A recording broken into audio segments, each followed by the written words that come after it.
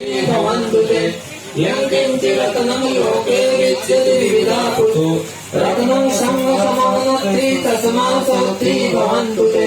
नत्ति मे शरणं मह्यं बुद्धो मे शरणं वरम् एतेन सत्यवचनेन होतु ते जयमङ्गलम् नत्ति मे शरणं मह्यं धम्मो मे शरणं वरम् एतेन सत्यवचनेन होतु ते जयमङ्गलम् नत्ति मे शरणं मह्यं संघो मे शरणं वरम् एतेन सत्यवचनेन होतु ते जयमङ्गलम् सखेभ्यो निरन्तरं सकलो विवसतु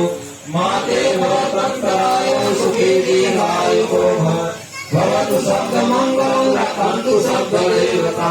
शब्दधामभावेन सदा सुखी भवन्तु ते भवतु शब्दमङ्गलं रक्षन्तु शब्ददेवता शब्दधामभावेन सदा सुखी भवन्तु ते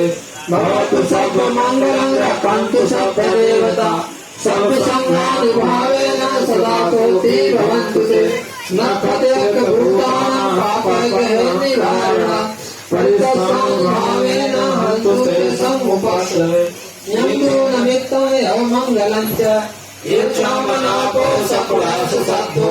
पापकरोतु सुखियाङ्गबन्धं बुद्धानुभावेन विनाशयन्तु